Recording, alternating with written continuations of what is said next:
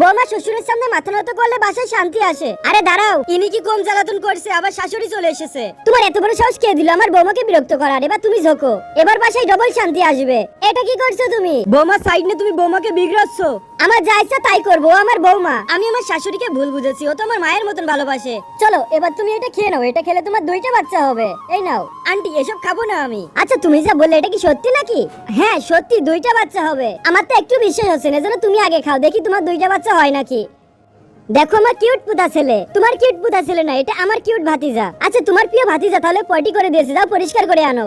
শোনো, আমি ভাবছিলাম কিছুদিনের জন্য আমার বাবাকে এখানে আসতে বলবো। আম্মা তো সারাদিন কাজ করতে করতে ক্লান্ত হয়ে যায়, আমাকে কোনো কাজই করতে দেয় না। বৌমা ওর বাপকে আনতে চায়, যাতে সবাই মনে করে আমি ওর বাচ্চার খেয়াল রাখছি না। এই জন্য বৌমা ওর বাপকে আনতে যাচ্ছে।